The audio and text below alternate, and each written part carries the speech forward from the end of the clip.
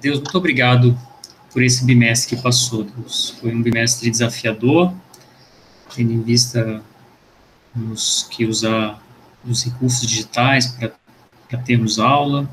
Com certeza isso é um dificultador para aqueles que assim desejam estar aprendendo, mas o Senhor, na sua soberana mão, nos conduziu até essa última aula.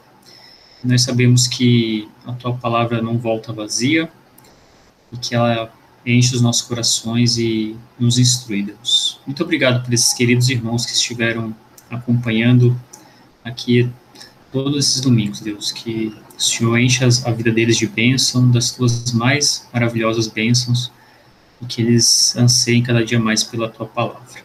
Amém. Esse é meu desejo, oração, em nome de Jesus, amém. Amém. Bom, muito bem, como eu disse, essa última...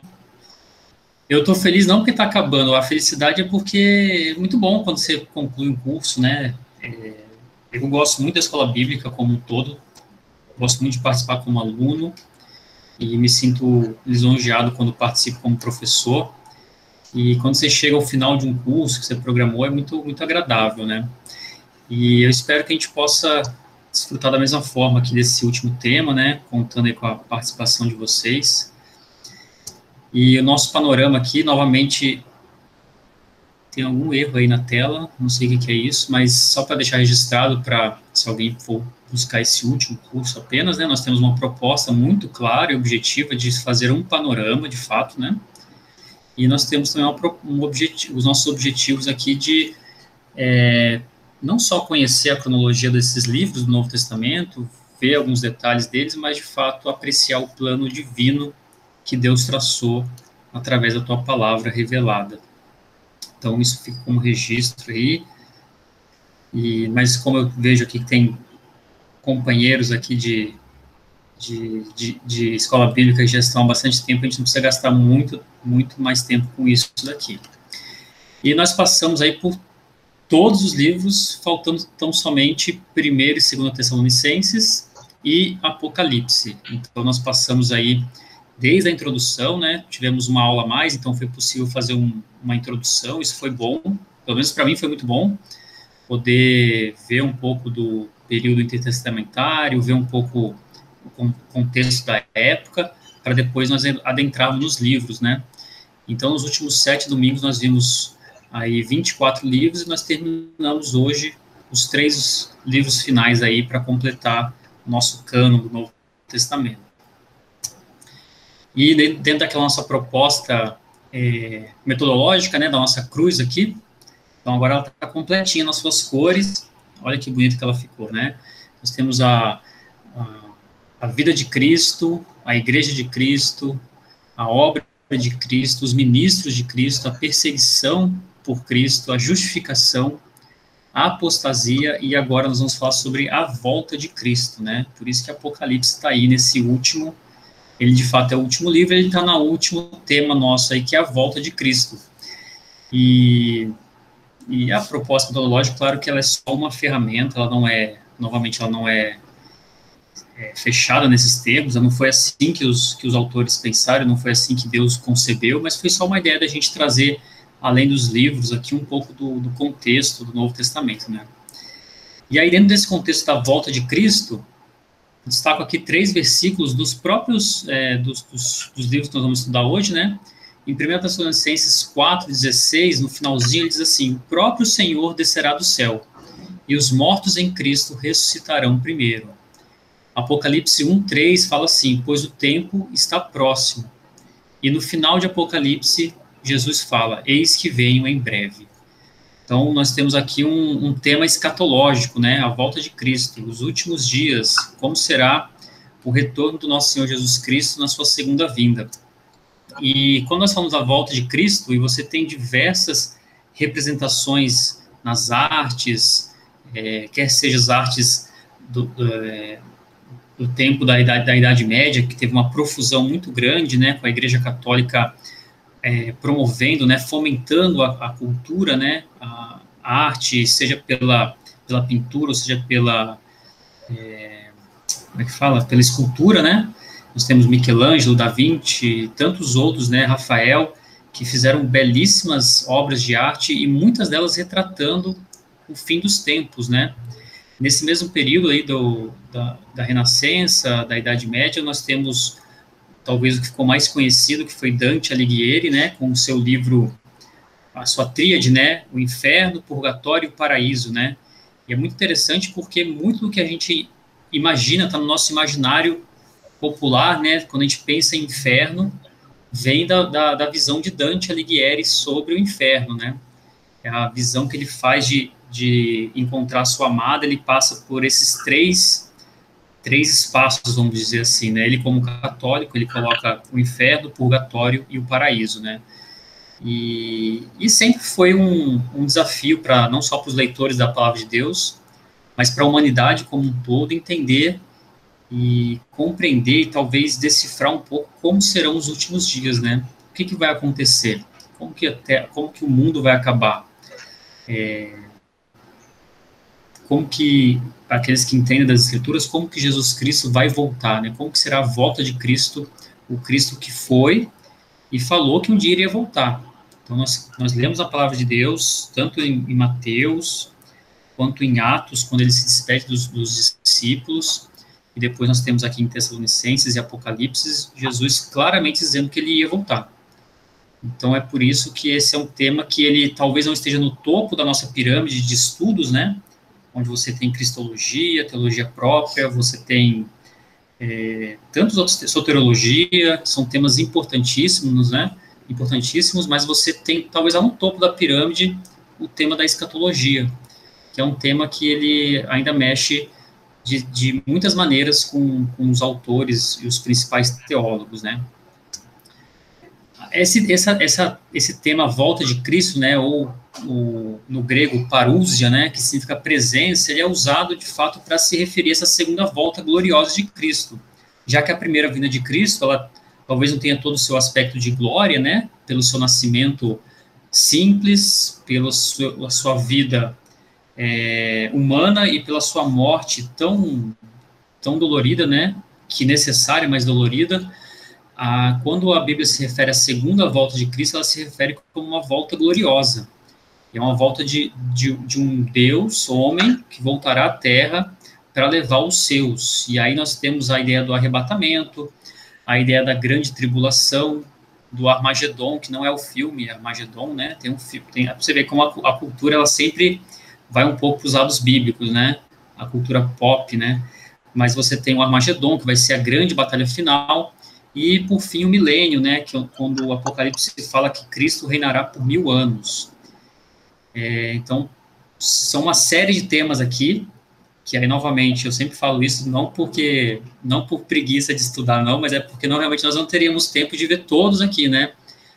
Isso aqui precisaria, de fato, de uma disciplina inteira para entendermos todo o conceito da volta de Cristo. Mas, como a gente gosto de falar um pouquinho, a gente conversa um pouco aqui sobre isso, né? Aí, novamente, um resumo, né, básico dos livros que nós vamos estudar hoje. Apocalipse provavelmente foi o último livro a ser escrito da Bíblia, foi escrito por João, provavelmente não, ele estava na ilha de Patmos como exilado, e ele escreve para 7 igrejas na Ásia. Nós temos o 1º e 2º Tessalonicenses, que foram escritos de forma muito junta, né, quase que sequencial. Foi escrito por Paulo, Paulo estava em Corinto, e ele foi escrito exatamente direcionado à igreja em Tessalônica, que era uma cidade, nós vamos ver mais para frente um pouquinho sobre Tessalônica.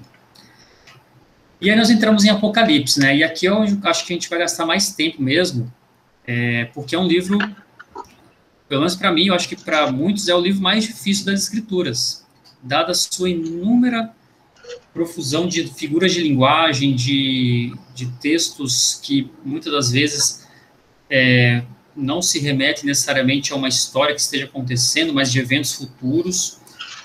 E isso tem muito a ver com o seu gênero literário, que é o que eu destaco aqui no canto esquerdo abaixo, né?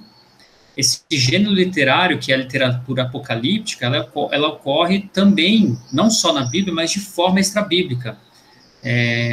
Tem um texto de 1º Enoque, Apocalipse de Pedro, tem outros textos que não são bíblicos ou de personagens bíblicos, assim dizer, né, que teoricamente são autores desses livros, mas que também tratam sobre o fim dos tempos, tratam sobre essa ideia de símbolos, de visões, de anjos, de seres celestes, de um fim iminente, né, de algo que vai acontecer.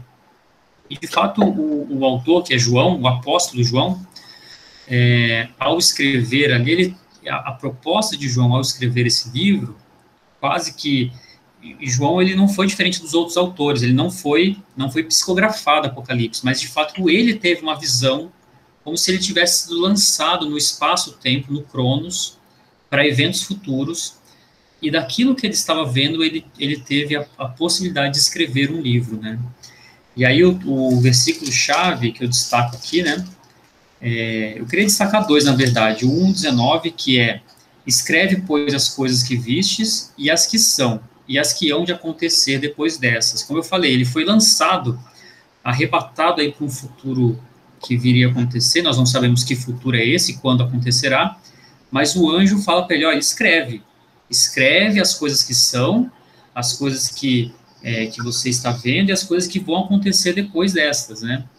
E eu destaco como um segundo versículo-chave aí, o versículo 1:1, que ele fala, né, revelação de Jesus Cristo, que Deus lhe deu para mostrar aos seus servos as coisas que em breve devem acontecer, e que ele, enviando por intermédio do seu anjo, notificou ao seu servo João.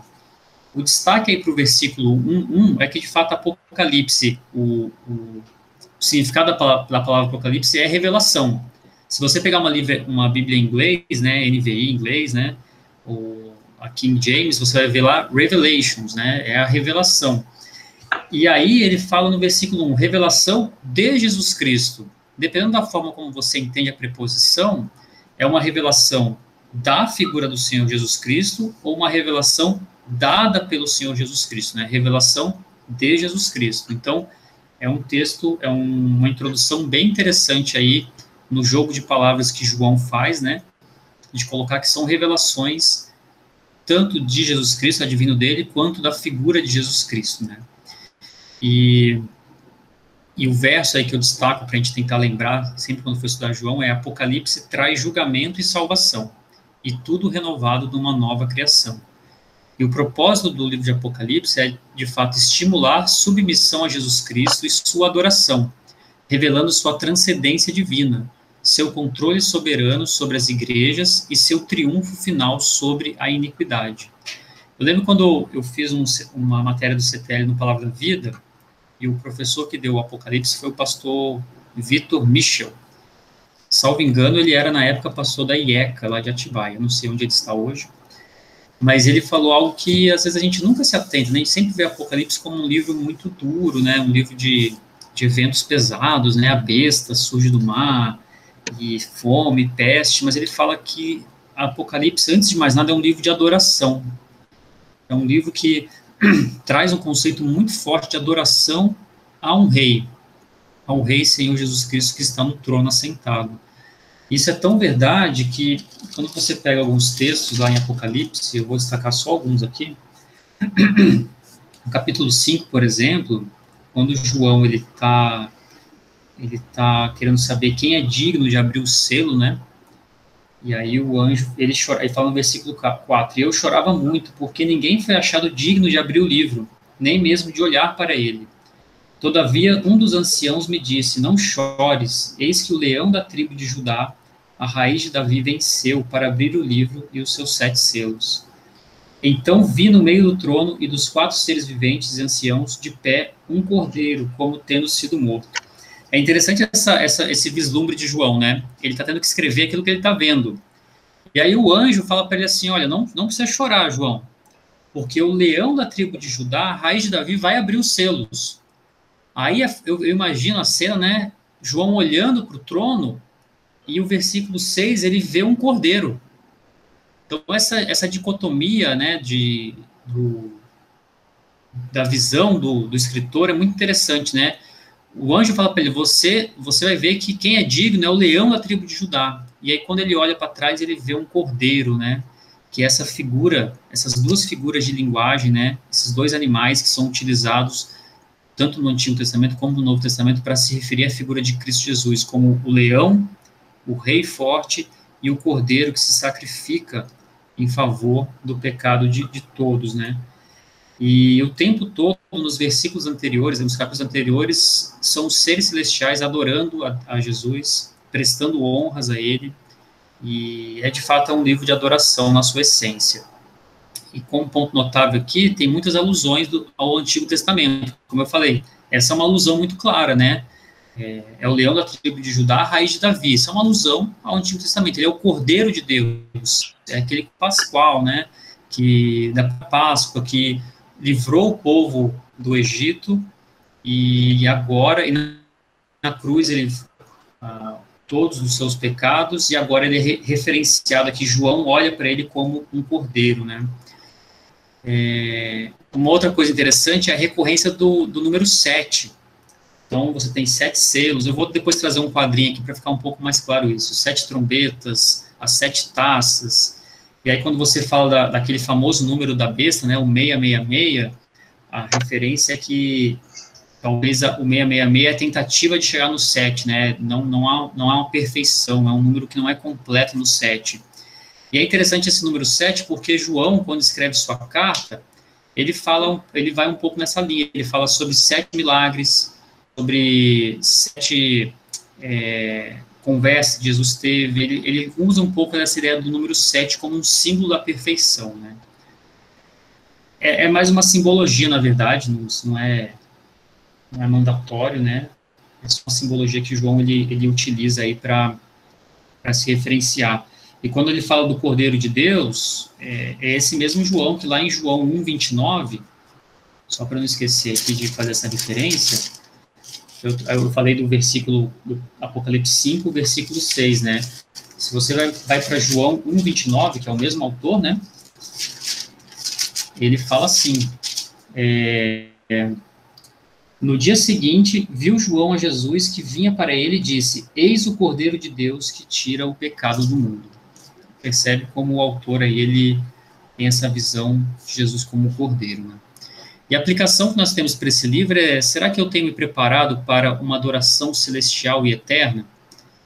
Eu tenho, de fato, preparado o meu coração para estar juntamente com esses seres viventes, esses seres celestiais, e olhando para o verdadeiro Rei, o verdadeiro Salvador, e olhando com olhos de adoração, né?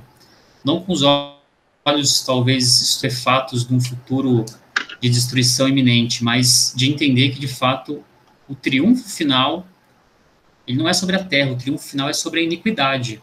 É sobre a iniquidade que o pecado depositou na criação de Deus. E aí um pouquinho da análise de Apocalipse, né? Como eu falei, o endereçamento da carta são para 7 igrejas que estão na Ásia. Essas 7 igrejas, ele referencia isso lá no capítulo 1, versículo 4, né? Olha, as 7 igrejas que se encontram na Ásia, graça e paz a vós outros. Inicialmente, é um texto, ainda que uma literatura apocalíptica, mas escrita, endereçada a igrejas, né? E ele fala aos anjos da igreja. Esses anjos da igreja, até pela sua simbologia, dá a entender que são os pastores da igreja, né? Então, você tem a igreja de Éfeso, Esmirna, Pérgamo, Tiatira, Sardes, Filadélfia e Laodiceia. Como que a gente sabe que era um tipo de carta e era circular? Acho que a imagem ficou pequenininha aqui, mas o ponto em amarelo seria a ilha de Patmos.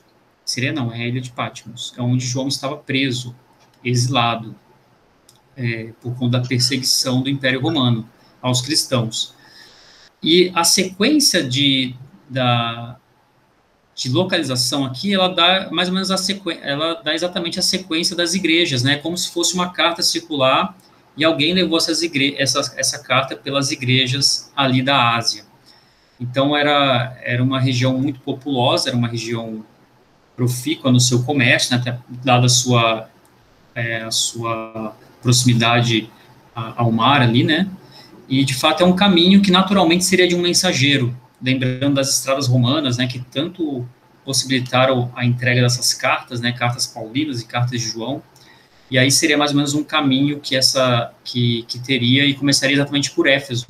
É bem interessante isso, né? geograficamente as igrejas estão localizadas num percurso possível de ser feito por um mensageiro. E a leitura que nós temos do livro de Apocalipse, evidencia que as igrejas da Ásia, elas estavam em perigo, né? Elas estavam num perigo iminente. Você tem lá no capítulo 2:1, ele fala para a igreja de Éfeso, né? Ó, conserva na mão direita as 7 estrelas que ainda no meio dos 7 candeeiros de ouro, né? Ele começa a falar ali do capítulo 2:1 até o 3:22 para esses anjos. E ele fala muito dessa perseguição que estava acontecendo, e João é prova dessa perseguição, né? Ele fala em Apocalipse 1:9, eu, João, irmão vosso e companheiro na tribulação. Ele fala, olha, no reino e na perseverança. Ele é companheiro deles na tribulação. Então, provavelmente, Domiciano, ele estava retomando ali, ele já tinha prendido João em Patmos, ele estava retomando um projeto iniciado por Calígula, de erigir templos de culto ao imperador por todo o Império Romano. Então, culto ao imperador, culto a outros deuses, forçando os cristãos a adorarem ao imperador romano. Nós estamos falando de uma religião monoteísta, né? Tanto o cristianismo quanto o judaísmo são religiões monoteístas e que não aceitavam a inserção de novos deuses, né? E por isso eram perseguidos. Então, as igrejas estavam sendo perseguidas pelo imperador romano, por todo o Império Romano, né?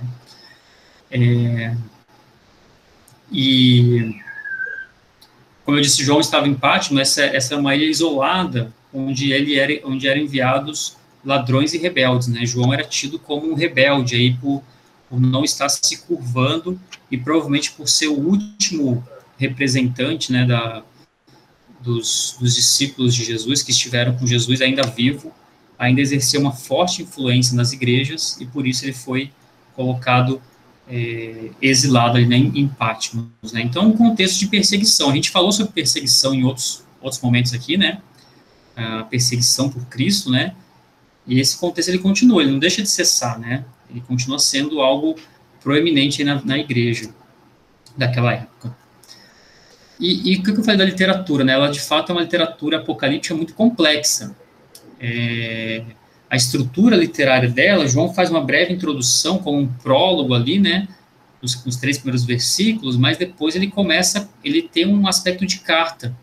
E, ao mesmo tempo que ele tem um aspecto de carta, ele apresenta dentro delas cartas. Então, é um livro diferente. Ele é uma carta, cujo teor interno, em alguns capítulos, tem carta, e depois ele vai para uma literatura muito mais profética e altamente simbólica, a semelhança de Isaías, né?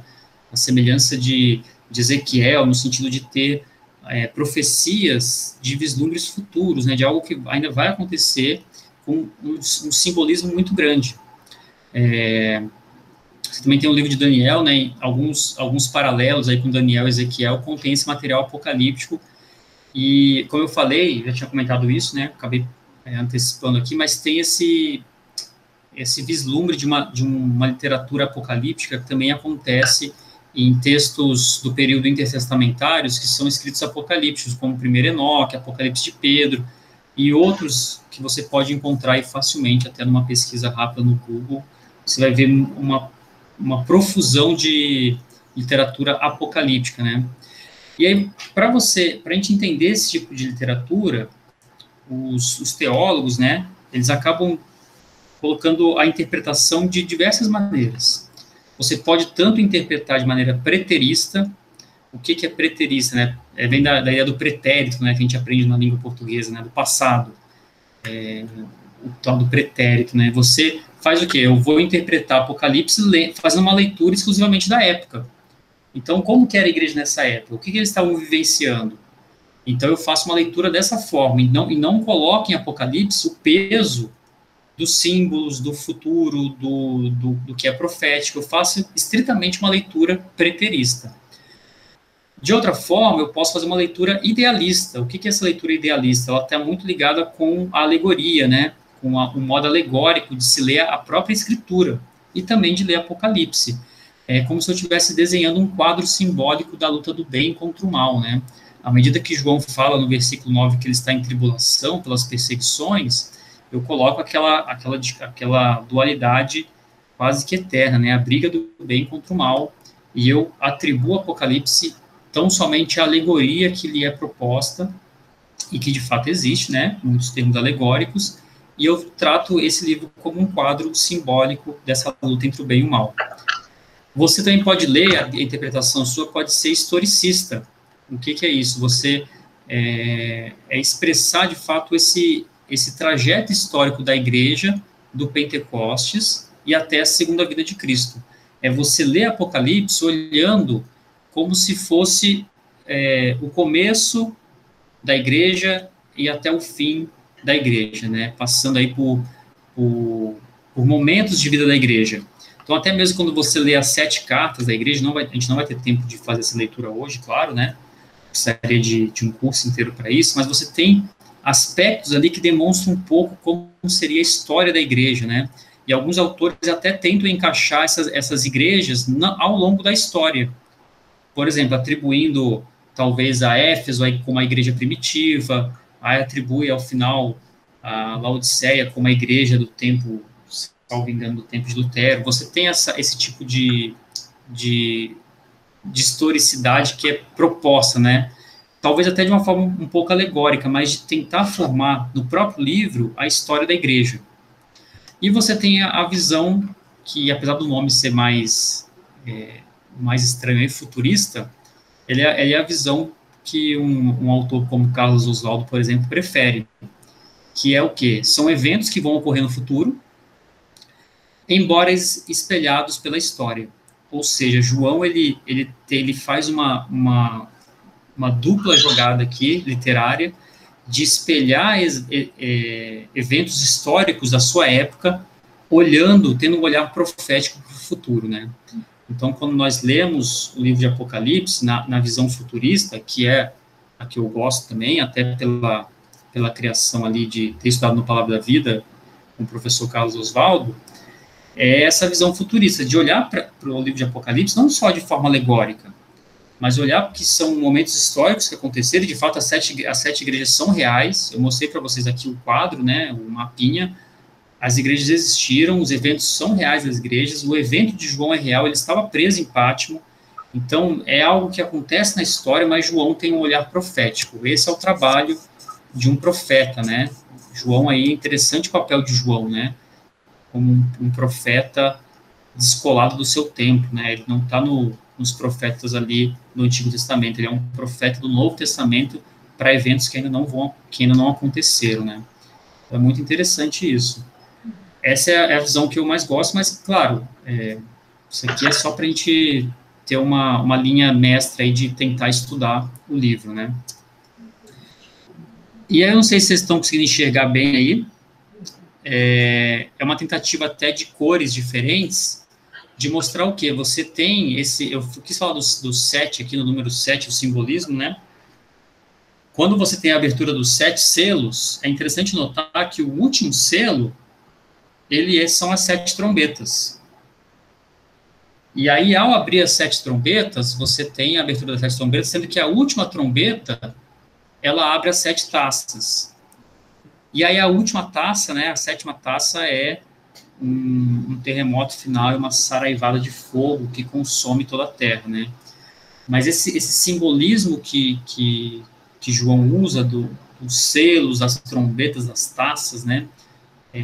Objetos, né, que são muito próprios do seu tempo, né? O selo, ele dava uma ideia de realeza, né? Não sei se vocês já viram esses filmes onde o rei, ele com o seu anel, ele coloca ali uma cera própria, né? E ele, com o anel, ele sela aquela carta, né? É como se fosse aberto o selo, foi tirado o selo real, e quem é digno de abrir esse selo, né?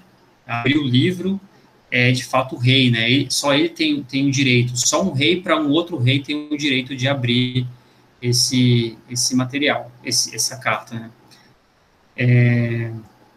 E aí você tem as trombetas, que também é um aspecto de chegada, né? Um instrumento musical que ele tem a sonoridade de trazer um aspecto de chegada de algo importante, e as taças, né? Também que são taças no sentido de algo de realeza também.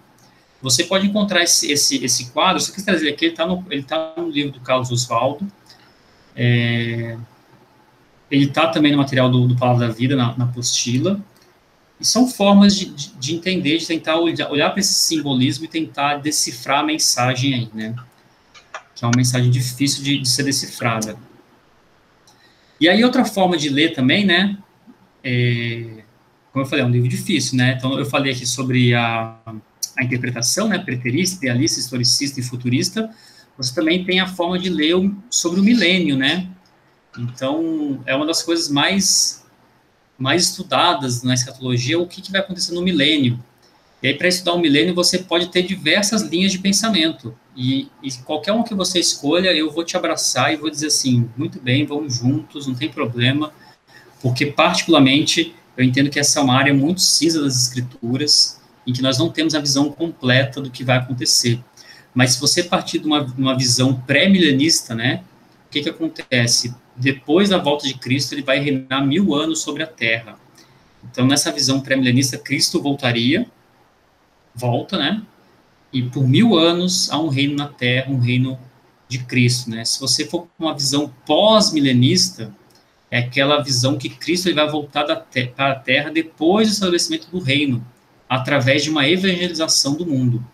Então, na visão pós-milenista, há uma expectativa grande do evangelho chegar em todas as partes, e após o evangelho chegar em todas as partes do mundo, em todos os rincões do mundo, Cristo voltaria para estabelecer o seu reino.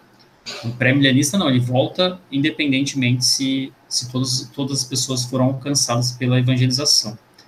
E na visão amilenista, né, o A aí como na língua grega, quando você vê uma palavra grega, o A ele sempre dá uma ideia de negativa, né? Por isso que por exemplo, átomo, né? O tomo é divisível, átomo é que é não divisível, né? A ideia grega de dizer que algo não é, né? Átomo. Então, o amilenista é a ideia que Cristo ele pode voltar a qualquer momento e depois essa ideia do futuro do milênio é o reino espiritual de Deus no coração do crente. Não vai existir um milênio, na verdade, nos 1000 anos. O milênio já está acontecendo nas nossas vidas, né? Nós já estamos participando desse milênio.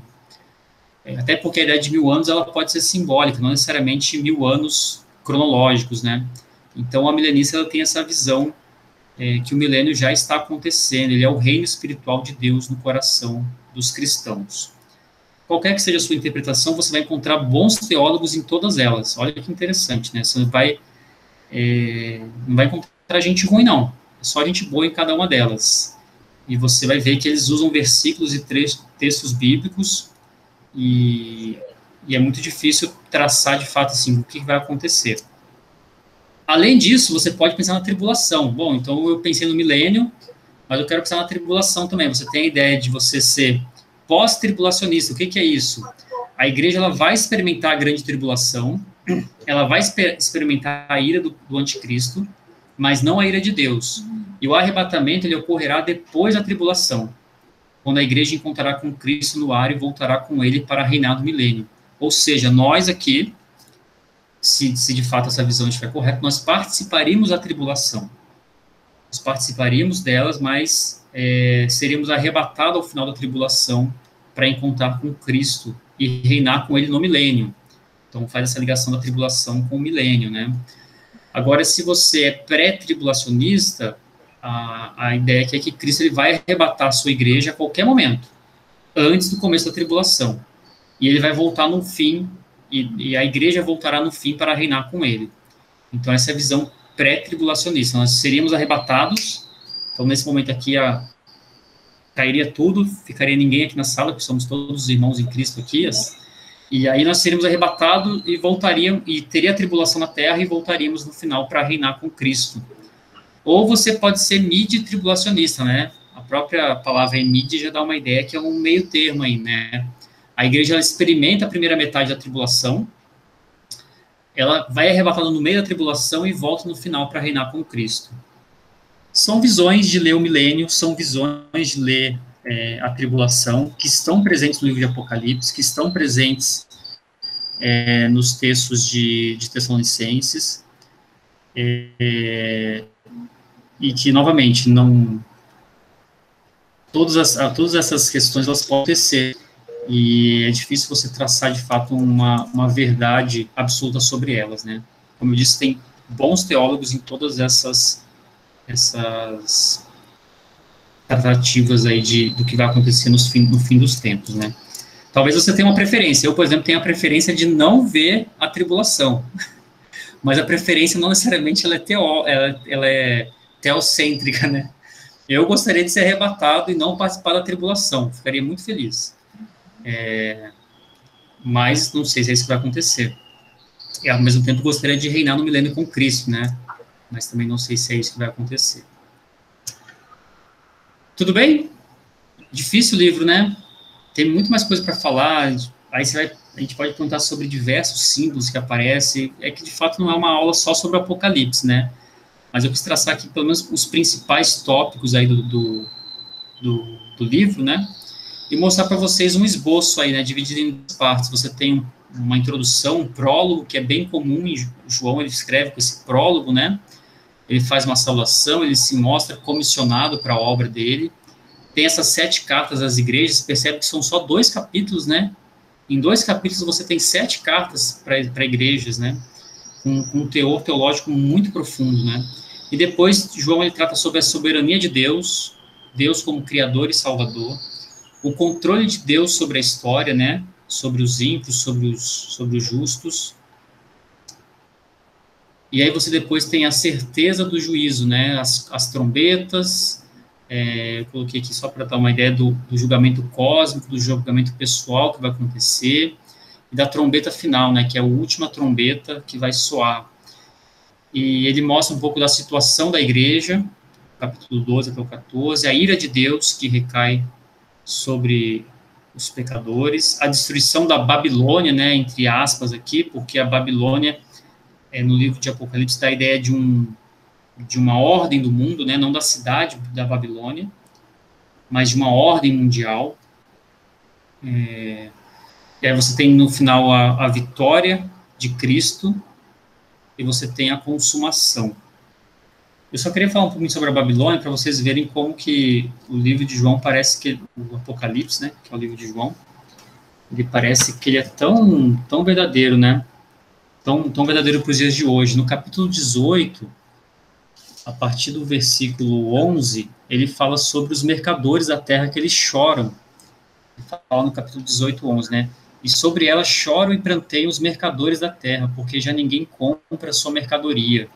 Mercadoria de ouro, de prata, de pedras preciosas, de pérolas, de linho finíssimo, de púrpura, de seda, de escarlata, e toda espécie de madeira odorífera, todo gênero de objeto de marfim, toda qualidade de móvel de madeira preciosíssima, de bronze, de ferro e de mármore, e canela de cheiro, especiarias, incenso, unguento, bálsamo, vinho, azeite, flor de farinha, trigo, gado e ovelhas, e de cavalos, de carros, de escravos e até de almas humanas. Então a gente percebe que nessa Babilônia, os últimos tempos, né, os mercadores da terra, eles choram e planteiam porque nem almas humanas serão mais vendidas. Parece que não sou aqui um profeta do Apocalipse, muito pelo contrário, mas vivemos em tempos em que as almas humanas vão além da escravidão do corpo, né?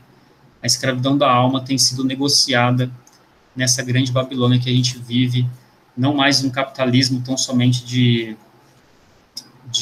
objetos que são lidos aqui, né? Tantos objetos, mas também da vida humana e da alma humana sendo negociada em diversas partes, e negociado às vezes até dentro do próprio conceito de igreja, né? Quantas igrejas hoje não negociam as almas humanas em detrimento de lucro próprio, né? Isso é muito triste, mas João já estava profetizando sobre isso no Apocalipse. Tudo bem? Apocalipse, deixamos o Apocalipse, olha que legal. Vamos para 1 Tessalonicenses, que o tempo urge. O fim da disciplina, não é o fim dos tempos, é o fim da disciplina só. 1 Tessalonicenses nós voltamos para Paulo aqui então, né, e ele está destacado aqui na volta de Cristo, porque de fato tem uma passagem muito conhecida em 1 Tessalonicenses falando sobre o fim dos tempos, né. O versículo-chave está lá em 1 Tessalonicenses 4, versículo 1, que fala: finalmente, irmãos, nós vos rogamos e exortamos no Senhor Jesus que, como de nós recebestes, quanto à maneira por que deveis viver e agradar a Deus, e efetivamente estáis fazendo, continueis progredindo cada vez mais. A frase-chave de 1 Tessalonicenses é crescendo na vida cristã. Os tessalonicenses, na primeira epístola, são motivados a mostrar santidade verdadeira. Qual que é o propósito dessa carta? Encorajar uma igreja vibrante a perseverar na conduta cristã, adequada em meio a tribulações, em vista da esperança da manifestação iminente de Cristo. Havia uma expectativa na igreja de Tessalonicenses da volta de Cristo, né? E aí você tem uma passagem muito famosa do arrebatamento, que é o capítulo 4, do 13 ao 18. Eu não vou ler tudo aqui, porque é um trecho grande, mas ele fala exatamente sobre essa volta, né? Fala que a ressoada trombeta de Deus descerá dos céus e os mortos em Cristo ressuscitarão primeiro. Depois nós, os vivos e que ficamos, seremos arrebatados, juntamente com eles, entre nuvens, para o encontro do Senhor nos ares. Então havia uma expectativa ali, e Paulo está ensinando para aqueles queridos irmãos em Tessalônica sobre o arrebatamento, sobre os últimos dias. E, de fato, a aplicação aqui, e está errado o que eu escrevi aqui, a primeira palavra, é viver como se Cristo tivesse morrido ontem, ressuscitado hoje, e fosse voltar amanhã. A proposta de Paulo para os de Tessalônica é isso: olha, viva como se Cristo tivesse morrido ontem, ressuscitado hoje, e fosse voltar amanhã.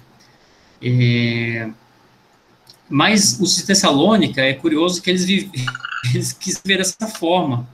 E Paulo tem que escrever uma segunda carta, nós vamos entrar nela daqui a pouco, para explicar para eles: olha, não precisa largar o emprego de vocês, não precisa parar de fazer comércio, viver, sabe, como se de fato isso...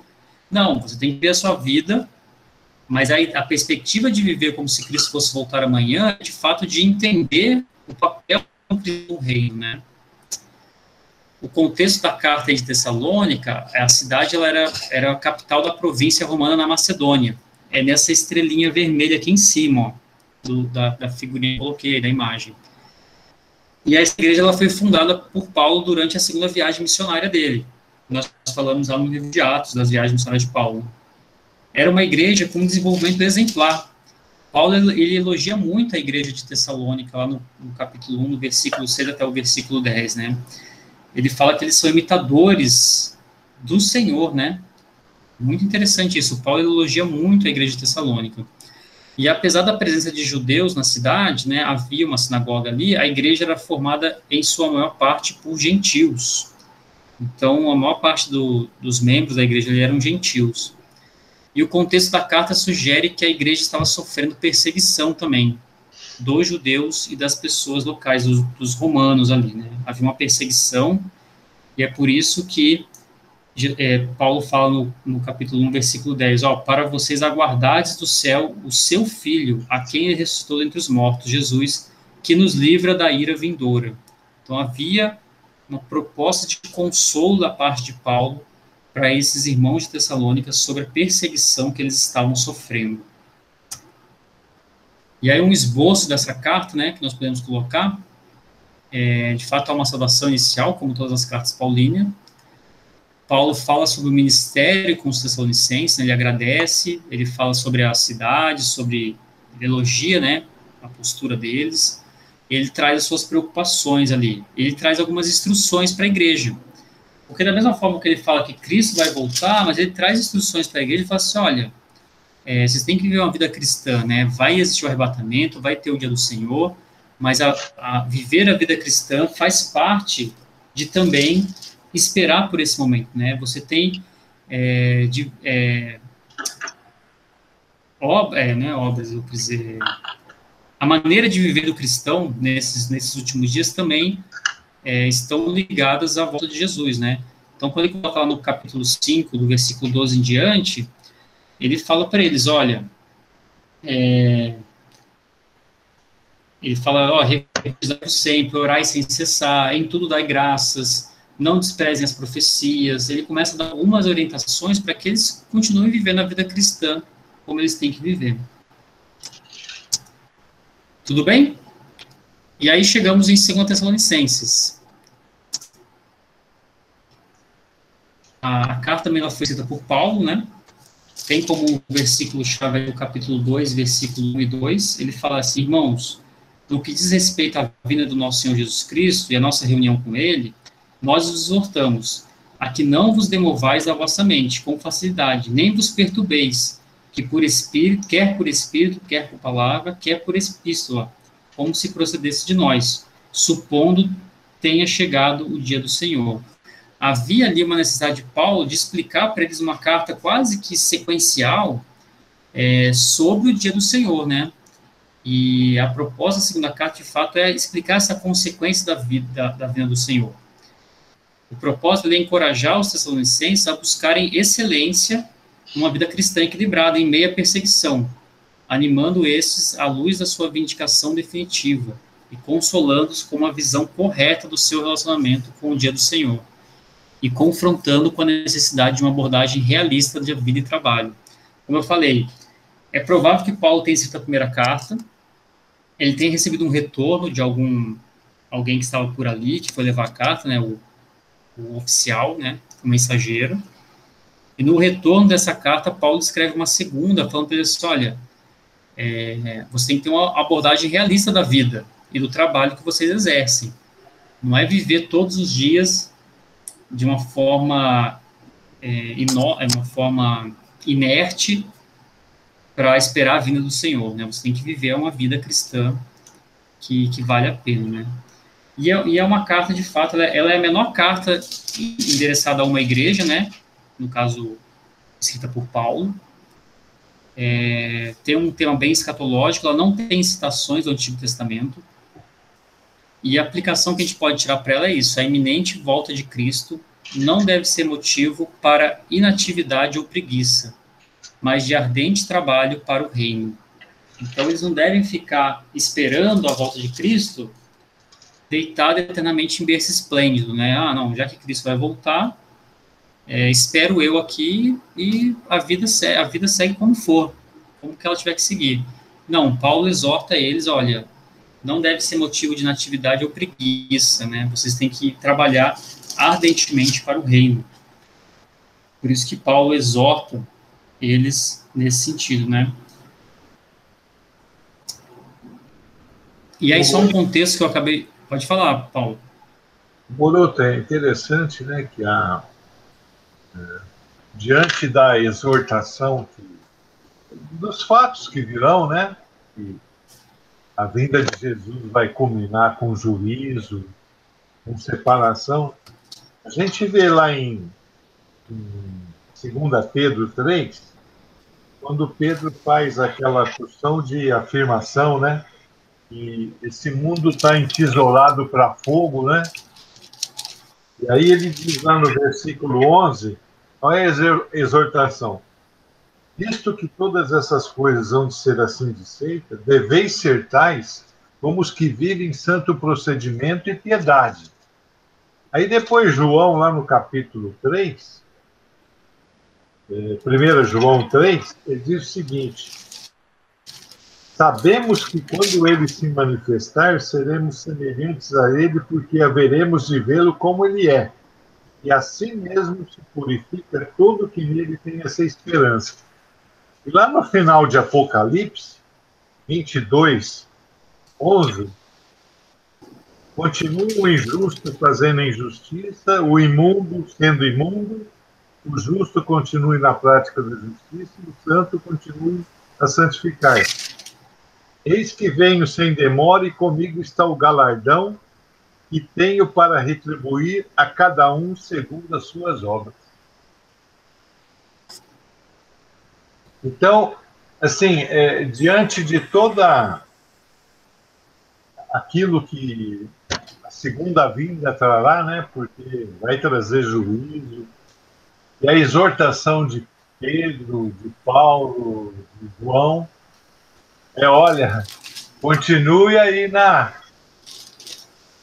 frente de batalha, lembra das promessas, porque eu vou vir e Jesus vai acertar as contas, né, com todo mundo. Sim. Não, foi muito bom você ter destacado esses textos, Paulo. De fato, percebe como as três colunas do Novo Testamento, né? Pedro, Paulo e João, eles têm a mesma visão, né? E de que a necessidade de você viver, de fato, uma vida cristã justa e piedosa, enquanto os outros não a estão vivendo, e esse é o diferencial do cristão. O pastor Alexandre Mendes, o Sacha, ele fala, lá de São José, ele fala assim, né? Mas você já não é salvo? Já, mas não ainda. Você já está com Cristo? Já, mas não ainda, né? A vida do cristão é assim, eu tô com Cristo, eu sei disso, a minha vida futura está garantida com Cristo, mas não ainda. Esse não ainda exige do cristão um viver que honre e santifique e glorifique a esse Deus, né? E essa era a preocupação dos... Pode falar, Paulo.